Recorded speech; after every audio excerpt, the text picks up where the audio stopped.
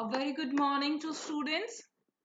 Today we are the first recorded lecture on the data structure using C++. हमने previous live classes के अंदर algorithm का design पढ़ा था, उसकी कैरेक्टरिस्टिक्स पढ़े थे, उसकी एफिशिएंसी पढ़ी थी। तो कुछ हद तक हम जान चुके थे कि एल्गोरिथम क्या है। फिर से एक बार रिवीजन कर लेते हैं। Algorithm is a ordered set of execution steps. Algorithm एक ऑर्डर्ड सेट है स्टेप्स का। इसके बेसिस पे आप किसी भी अपनी प्रॉब्लम को सबसे पहले डिजाइन किसी भी प्रॉब्लम को सॉल्व करने से पहले आप उसका एल्गोरिथम डिजाइन करते हैं। और एल्गोरिथम डिजाइन करते समय आपके पास में ये पता होना चाहिए कि ये कोई भी एल्गोरिथम एफिशिएंट तब होता है जब उसके वो टू पर्सपेक्टिव्स फुलफिल होते हैं। पहला उसकी टाइम कॉम्प्लेक्सिटी और दूसरा उसकी स्पेस कॉम्प्लेक्सिटी। तो हमने ये देख लिया था टाइम कॉम्प्लेक्सिटी क्या होता है। बेसिकली जब भी कोई एक एल्गोरिथम डिजाइन किया जाता है तो इस एल्गोरिथम के अंदर हमने कितनी बार अपने मेमोरी को एक्सेस किया, ये पूरा हमारा टाइम कॉम्प्लेक्सिटी होती है। किसी भी एल्गोरिथम को डिजाइन कर रहे हैं तो यूजर यही चाहेगा कि मेरी टाइम कॉम्प्लेक्सिटी मिनिमम हो। किसी भी एल्गोरिथम की टाइम कॉम्प्लेक्सिटी जीरो नहीं हो सकती, लेकिन हाँ उसकी मिनिमम जरूर की जा सकती है। वैसे ही स्पेस कॉम्प्लेक्सिटी है कि आप कभी भी कोई एल्गोरिथम बनाएं तो उसके अंदर आप ये देखें कि आप जो भी स्ट्रक्चर यूज कर रहे हैं डेटा स्टोर कराने के लिए, वो कितना स्पेस मेमोरी का लेता है। तो कोशिश यही होनी चाहिए कि हमारा स्पेस हो वो मिनिमम से मिनिमम हो। अगेन जीरो नहीं हो सकता है, क्योंकि ऑब्वियसली अगर जीरो है इसका मतलब आपने कुछ यूज ही नहीं किया है। तो यहाँ तक तो हमने पढ़ लिया था कि टाइम कॉम्प्लेक्सिटी और स्पेस कॉम्प्लेक्सिटी क्या होती है। अब बात आती है कि इनको कैसे नापा जाए या कैसे बताया जाए या कैसे रिप्रेजेंट किया जाए कि मेरे इस एल्गोरिथम की कॉम्प्लेक्सिटी ये है। तो उसके लिए हमारे पास है asymptotic notation. Asymptotic notation are the expressions that are used to represent the complexity of an algorithm. Basically भी कोई भी एल्गोरिथम को जब एनालाइज किया जाता है तो उसके थ्री वेज होते हैं। वो एल्गोरिथम तीन कैटेगरी में लाए करता है। पहला है बेस्ट केस। बेस्ट केस का मतलब है in which we analyse the performance of an algorithm for the input for which the algorithm take less time और स्पेस। कि बेस्ट केस वो होता है जब आपका एल्गोरिथम किसी एक इनपुट को डालने के बाद में एग्जीक्यूट होने पर वो टाइम कम ले और स्पेस कम ले। वर्स्ट केस क्या होता है? In which we analyse the performance of an algorithm for the input for which algorithm takes long time और स्पेस। यानी वो बहुत ज्यादा टाइम ले रहा है, बहुत ज्यादा स्पेस ले रहा है। वो उस टाइम आप ये कह सकते हैं कि आपका एल्गोरिथम वर्स्ट केस का है।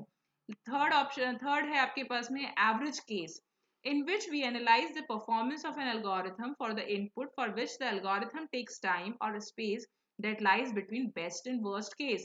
यानी कि आपका ये जो एवरेज केस है वो ना तो बेस्ट केस में आएगा ना वो वर्स्ट केस में आएगा। इन दोनों के बीच की जो रेंज है that comes in the average case.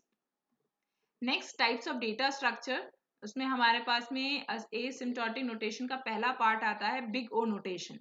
Big O notation specifically describes the worst case scenario. Worst case scenario मतलब आपका टाइम और स्पेस दोनों ही ज्यादा ले रहा है। तो it represents the upper bound. ये अपर बाउंड बताता है किसी भी एल्गोरिथम की कॉम्प्लेक्सिटी है कि आपका कितना ऊपर तक जा सकता है। ठीक है। और इसलिए मैंने प्रीवियस क्लासेस में कहा था कि टाइम कॉम्प्लेक्सिटी और स्पेस कॉम्प्लेक्सिटी दोनों ही फंक्शंस हैं। तो फंक्शंस को रिप्रेजेंट करने के लिए आपको ग्राफ चाहिए होता है। ग्राफ की हेल्प से ही आप बता सकते हैं कि आपका ये फंक्शन कहाँ तक लाई करेगा। अब क्योंकि यहाँ पे लिखा हुआ है कि it represents the upper bound of the running time. Upper bound मतलब कि इसका ग्राफ कुछ इस तरीके का होगा। आप ये देख रहे हैं इस ग्राफ के अंदर एक एफ ऑफ एन है। ये नॉर्मल फंक्शन है और इस फंक्शन के कंपैरिजन में आप इसकी कॉम्प्लेक्सिटी फाइंड आउट करना चाहते हैं। तो आप ये देख रहे हैं कि ये फंक्शन यहाँ लाए कर रहा है, लेकिन आपने कहा कि अगर ये बिग ओ नोटेशन अगर इसका फाइंड आउट करना है कॉम्प्लेक्सिटी का, तो मैंने कहा इसका अपर बाउंड तो इससे ऊपर, यानी आपका इस एफ एन की लाइन से ऊपर जाएगा। तो ऊपर ही आपने यहाँ ड्रॉ किया है इसको सी ऑफ जी ऑफ एन। तो देखिए अपर बाउंड शो कर रहा है, ऊपर की तरफ जाएगा। तो आप इसको लिखते हैं F of N is equals to order of big O G of N. G of N आपकी कॉम्प्लेक्सिटी है इस एफ ऑफ एन की, ठीक है, इस फंक्शन की। नेक्स्ट एग्जाम्पल से हम समझते हैं कैसे बिग ओ नोटेशन में। Let T of N is equals to three N square plus 100n plus 5, then T of N is equals to order of N square. Sorry girls, ये N square है, ये N square, N की power 2 है। तो please आप थोड़ा ध्यान रखिएगा, मेरा शायद टाइपिंग में मिस्टेक हो गई है। आपका ये फंक्शन हमने बताया कि 3n² प्लस 100n प्लस 5 किसी एक फंक्शन का है, और आप ये देखिए n इसका मतलब है नंबर ऑफ इनपुट्स n है यहाँ पे।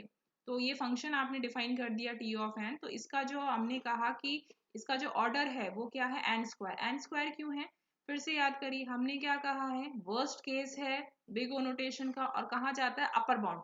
तो आप ये देखिए इन तीनों के अंदर अगर किसी की वैल्यू पे डिपेंड कर रहा है तो वो n² है, क्योंकि n² इस n से बड़ा है, तो ये अपर की तरफ लेके जाएगा। तो आपका जो कॉम्प्लेक्सिटी है वो इस पे डिपेंड करती है 3n² के ऊपर।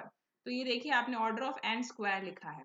प्रूफ देखिए कैसे हुआ, let c is equals to 4 रखा आपने and n0 is equals to 100.05। अब ये देखिए 4n² plus 3n² plus 5n plus 5। देखिए ये एक जनरल आपका इनलाइजेशन है, आपने इसको कैरी ऑन किया है। इस प्रूफ को आप थोड़ी देर के लिए भूल जाइए, ये आपको समझ में नहीं आएगा क्योंकि इसके नोटेशंस बीच में डिसेबल्ड हैं। अभी के लिए आप ये समझ लीजिए जो मैंने अभी प्रीवियस बोला कि इस t ऑफ n फंक्शन का 3n² में n² ऑर्डर कैसे हुआ वो आपको समझ में आ गया कि इस पूरी इक्वेशन के अंदर अगर कोई अपर तक जा रहा है जिसकी वैल्यू पे डिपेंड कर रहा है, क्योंकि n की वैल्यू कुछ भी रख दीजिए, इसके साथ में उसका जो रिजल्ट आएगा वो हमेशा छोटा होगा इसके साथ में। इज इट क्लियर, क्योंकि n² बड़ा है और हमने यही कहा है कि बिग ओ नोटेशन में अपर बाउंड की तरफ जाते हैं हम, इसलिए n² आएगा, और इसीलिए यहाँ पर इसका जो कॉम्प्लेक्सिटी है वो ऑर्डर ऑफ n² है। ठीक है, आपकी tn हमेशा जो हो सकता है वो ऑर्डर ऑफ n³ भी हो सकता है, ऑर्डर ऑफ n की पावर 4 भी हो सकता है। देखिए कुछ एग्जाम्पल्स बिग ओ नोटेशन के आपने दे रखे हैं। देखिए यहाँ पे देखिए अगेन आपकी पावर n की पावर 3 है, तो n की पावर 3 आपका हो गया। इसमें क्या है, n²। अब देखिए इसको कितना भी कैलकुलेट कर दीजिए कांस्टेंट वैल्यू है, लेकिन यहाँ पे वैल्यू चेंज होगी क्योंकि n की वैल्यू आपको पता नहीं आप क्या रखने वाले हैं, लेकिन n की वैल्यू स्क्वायर कर रहे हैं आप तो ऑब्वियसली वो ज्यादा ही होगी, तो आप इसी पे जाएंगे। 5 log 2 base n plus ln n, तो आप इसमें log 2 बेस n पे जाएंगे। फिर log n³ है तो आपने इसमें log n करा है। इसमें अब देखिए log हमेशा छोटा होता है एज कम्पेयर टू n, तो यहाँ पर आपका ऑर्डर ऑफ n हो गया। 2 की पावर 64 कांस्टेंट वैल्यू देगा, कांस्टेंट वैल्यू देगा तो आप उसमें क्या लिखेंगे, ऑर्डर ऑफ 1। जब भी कोई कांस्टेंट वैल्यू आएगी तो उसका ऑर्डर ऑफ 1 ही रहता है। यहाँ देखिए log 10 बेस n, तो यहाँ पे रूट n, तो आप यहाँ से फाइंड आउट कर सकते हैं कि किसकी प्रायोरिटी ज्यादा है। सबसे प्रायोरिटी n की पावर्स की प्रायोरिटी सबसे ज्यादा होती है और लॉग्स की प्रायोरिटी सबसे कम होती है। तो अगर ये फंक्शन आपको दे दिया जाए और कहिए कि अब इसका बिग ओ नोटेशन से कॉम्प्लेक्सिटी फाइंड कीजिए, तो आप यहाँ पे रूट ऑफ n कहेंगे। यहाँ की बात कर ली जाए तो 2 की पावर n कहलाएगा। ठीक है, नाउ नेक्स्ट हमारा टॉपिक है big omega notation. Big omega notation क्या कहता है, describe the best cases. Omega आपको हमेशा बेस्ट केसेस देता है, और ओमेगा बेस्ट केसेस दे रहा है इसका मतलब क्या है कि आपकी टाइम और स्पेस कॉम्प्लेक्सिटी दोनों ही कम होंगी, लेस होंगी। तो आप खुद, मैं आगे स्लाइड में नहीं जाऊंगी, आप खुद प्रिडिक्ट कर लीजिए कि आपका फंक्शन एफ ऑफ एन अगर ग्राफ में बना हुआ है तो आपका सी ऑफ जी ऑफ एन कहाँ लाए करेगा, ऑब्वियसली उसके नीचे लाए करेगा। ठीक है, तो यहाँ पे आपने कहा it represents the lower bound running time complexity of an algorithm. देखिए मैं जो कह रही हूँ वो है कि नहीं है, देखिए सही है। एफ ऑफ एन ये फंक्शन रहा और आपका सी ऑफ जी ऑफ एन है। आपने कहा लोअर बाउंड है, बेस्ट केस है, तो इस फंक्शन के नीचे आपका प्लॉट होगा कॉम्प्लेक्सिटी का ओमेगा, ओमेगा कॉम्प्लेक्सिटी। ठीक है, F F N is equals to omega of G of N. ये जो लाइन है, ये जो लाइन है ये कांस्टेंट वैल्यू है कि किसी एक पॉइंट के बाद में जाकर आप यहाँ पे डिफाइन कर पाएंगे कॉम्प्लेक्सिटी क्या है क्या नहीं है, क्योंकि एक पॉइंट तक तो आपको कुछ कंफर्म नहीं होगा। ठीक है, और एक n इज इक्वल्स टू 0 पर एक कांस्टेंट वैल्यू के बाद में आपको पता चलेगा कि आपका फंक्शन बेस्ट केस में आ रहा है या फिर वर्स्ट केस में आ रहा है। तो ओमेगा बेसिकली कौन सा केस बताता है, बेस्ट केस, और ओमेगा बिग ओ नोटेशन आपको देता है वर्स्ट केस। उसके बाद में आता है theta notation. Theta notations describes both upper bound and the lower bound of an algorithm. So we can say that it defines exact asymptotic behavior. यानी जिसका कुछ पता नहीं है, सिम्टम्स पे डिफाइन करता है, वो आपको अपर बाउंड भी दे सकता है, वो आपको लोअर बाउंड भी दे सकता है। In the real case scenarios, the algorithm not always run on the best and worst case. The average running time lies between the best and worst can be represented by the theta notation. कहने का मतलब है कि average case को define करने के लिए, major करने के लिए आपके पास में कौन सा नोटेशन है? थीटा नोटेशन है। और एवरेज केस हमेशा किसके बीच में लाई करता है? अपर बाउंड और लोअर बाउंड के अंदर। तो ये जो लाइन कह रहा है बोथ अपर बाउंड और लोअर बाउंड का मतलब ये नहीं है कि ये उस बेस्ट केस के भी नीचे चला जाएगा और वर्स्ट केस के भी ऊपर चला जाएगा। ये कह रहा है कि उस अपर बाउंड की लिमिट और उस लोअर बाउंड की लिमिट के बीच में कहीं आपका लाई करेगा। यहाँ पे हमने इक्वेशन लिखी भी है कि एफ ऑफ एन इस केस में भी आ सकता है। ये केस कौन सा है? जब आप कह रहे हैं is less than equals to C N, तो ये कौन सा है? ये ओमेगा है। और ये कौन सा है?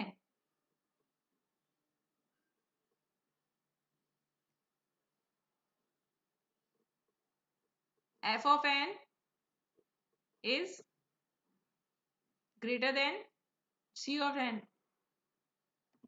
देखिए ये लोअर आ गया, ये अपर आ गया। ये कौन सा नोटेशन है? Big O, big O. ये बिग ओ है, ये ओमेगा है, और इस दोनों के बीच में क्या आ रहा है? आपका थीटा नोटेशन, जो कि किसको रिप्रेजेंट कर रहा है? एवरेज को। ठीक है, F of N is equals to theta G of N. ठीक है, this is all about. I hope आपको समझ में आ गया होगा।